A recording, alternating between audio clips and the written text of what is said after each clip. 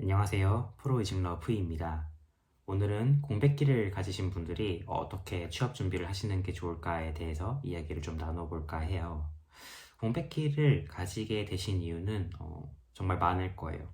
공무원 준비를 하셨을 수도 있고, 아니면 뭐 로스쿨을 준비하셨을 수도 있고, 뜻하지 않게 뭐 취업 준비가 길어지면서 졸업 후에 공백이 길어졌을 수도 있고요. 이런 분들께서 제일 먼저 하시는 게 겁부터 먹는 것 같아요. 아, 될까? 뭐 이런 생각을 하시는 것 같고요. 하지만 제가 드리고 싶은 말씀은 공백기가 걱정돼서 머뭇머뭇거리다 보면은 그 공백은 더 길어진다는 것밖에 없어요. 그러니까 집중을 해서 빨리 취업을 해버리자. 그런 마음가짐을 가지시는 게 중요하지 않을까 싶습니다. 그럼 본론으로 들어가서 어떻게 나를 어필해야 하는가로 들어가야 되겠죠.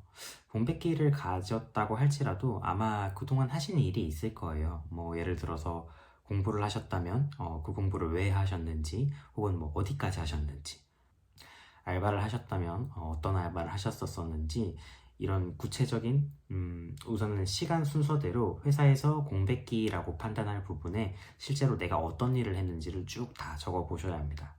아마 아무것도 안 했다 이렇게 말하기는 또 어려울 거예요. 뭐 어쨌든 뭘 했는데 결과가 만족스럽지 않았기 때문에 우리가 공백기라고 표현을 하는 거잖아요. 예를 들어 볼게요. 이전에 면접에서 공무원을 한 2년 정도 준비를 하신 분이 있었었어요. 어떤 이유로 공무원을 준비를 하게 되셨냐고 여쭤보니까 안정적인 직업을 구하는 것이 본인 삶에서 가장 좋은 선택이라고 그때는 생각했었기 때문에 공무원을 준비를 했었다. 그렇게 하시더라고요. 그런데 이제 오히려 준비하는 과정에서 그리고 또 합격한 사람들을 만나서 대화를 하다 보니까 본인은 호봉제, 그렇게 시간이 지나야만 승진을 할 수 있고 뭐 성과 따라서 올라갈 수는 없는 그런 시스템도 마음에 안 들었었고, 특유의 딱딱한 조직 문화에서 내가 잘 할 수 없겠다 그런 생각도 드셨다고 합니다.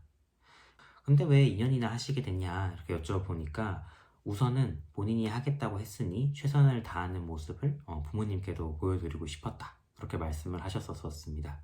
과정을 충실하게 수행했지만 결과는 좋지가 않았었고, 이제는 본인이 생각한 성과에 따라서 평가를 받을 수 있는 사기업을 이제 미련 없이 준비할 수 있겠다 뭐 그런 마음이 들었다고 하셨었어요.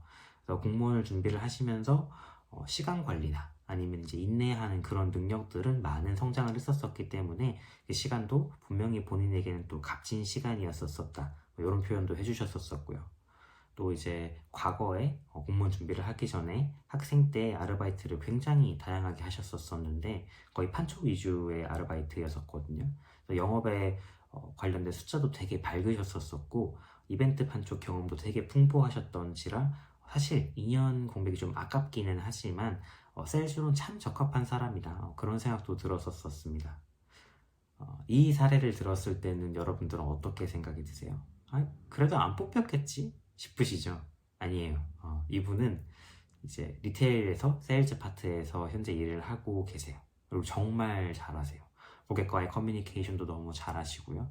그리고 판촉하실 때도 듣기 싫은 말 굉장히 많이 들으실 텐데 화를 정말 안 내시더라고요. 그래서 본인 감정 컨트롤 이런 것도 굉장히 잘하시고, 이게 뭐 공무원 준비를 하실 때 늦은 건지 아니면은 이전에 아르바이트를 하시면서 늦은 건지는 모르겠지만 그래도 아, 참 세일즈를 잘한다 이렇게 볼 수가 있었습니다. 성과도 굉장히 좋으시고요.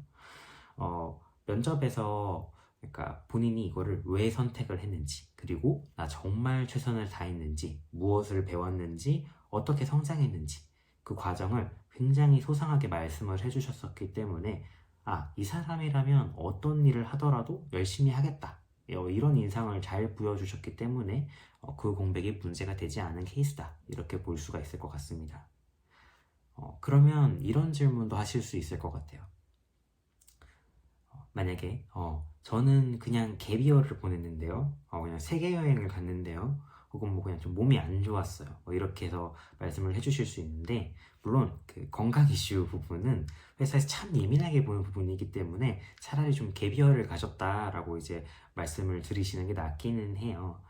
이제 해보고 싶었던 일을 최대한 많이 경험하기 위해서 뭐 이런저런 활동을 했다 이렇게 말씀을 해주시면 되는데, 그래서 말씀드렸던 것처럼 그걸 왜 선택했었는지, 그리고 어떤 결과를 내가 맞이했는지, 내가 어떻게 받아들였는지, 나는 어떻게 성장했는지 이런 거를 말씀을 해주시면 됩니다.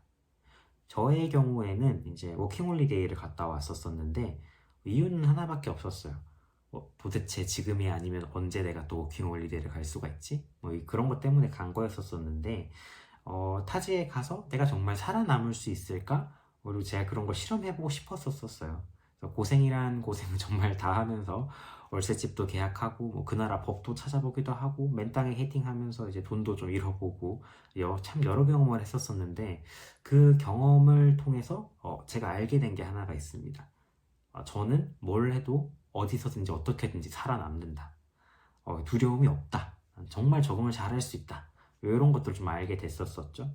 그래서 주니어 때 이제 면접을 보러 가면 실제로 워킹홀리데이를 왜 갔는지 이런 것들을 되게 질문을 많이 받았었어요. 그래서 그때 제가 한 선택에 책임을 지고 성취하는 과정, 이거에 대해서 좀 되게 소상하게 말씀을 드렸더니 굉장히 긍정적인 평가도 많이 받을 수 있었던 것이 기억이 납니다.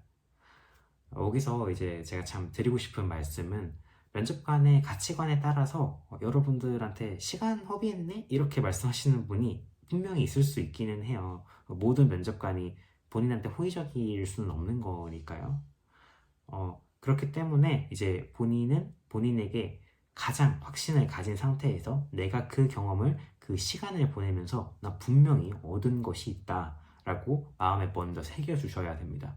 내가 나를 믿어주지를 않으면은 면접관이 정말 그것을 빠르게 찾아가지고 파고 들어가서 여러 질문을 하고 여러분들을 굉장히 많이 당혹시킬 수가 있어요. 그래서 준비를 좀 많이 하시면 좋겠고 어떤 일을 했었었는지 그리고 내가 받아들인 결과는 어땠었는지 어떻게 성장을 했는지 이런 것들을 좀 잘 정리를 하셨으면 좋겠습니다. 오늘 영상이 공백기가 좀 있으신 분들한테 도움이 되었으면 좋겠습니다. 프로 이직러프이었습니다. 감사합니다.